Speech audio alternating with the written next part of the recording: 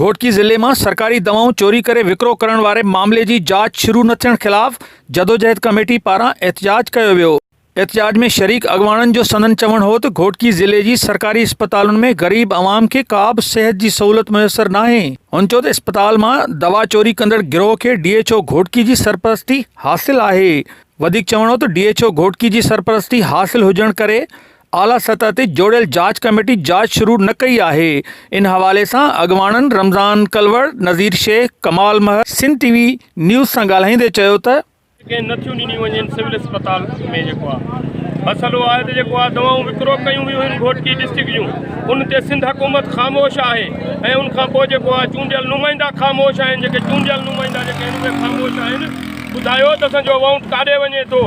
DC Quran मथे ते रखे या जेको आहे सो DHO घोटकी जेको आहे क़ुरान मथे ते ॾेई जेको आहे सो इंक्वायरी कराई वञे त हे जेको आहे हिसो पती वठनि था हिननि दवाऊं सेहत में जेको आहे सो करप्शन थींदो त हितां जा जेके अवाम आहे, हितां जेका अवाम आहे उहा केॾां वेंदी ऐं उनखां अलावा जेको ही लखे रुपयनि जी करप्शन कनि था पिया MS, उन्हनि खे कोई जवाब ई कोन्हे। उहे ॼाणाइनि कोन था, उहे पंहिंजे रेफरेंस बि नथा ॾियनि। उनजे बावजूद बि जेका जदोजहद एक्शन कमेटी तरफ़ां जेका जदोजहद जी शुरुआत कई आहे, हक़ीक़त पुछो तो दिल दुखे थी पई। असांजे ज़िले के अंदर घोटकी के अंदर करप्शन की इंतहा थी है। लाड़काने में एंटी करप्शन 4 ट्रकूं पकड़ियूं आहिनि।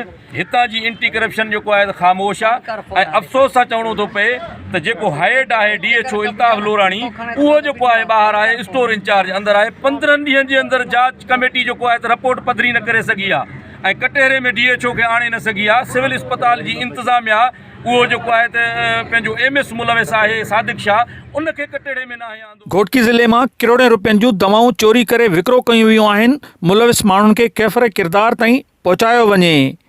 कैमरामैन रशीद सां गॾु अशरफ बुखारी, सिंध TV न्यूज़, मीरपुर माथेलो।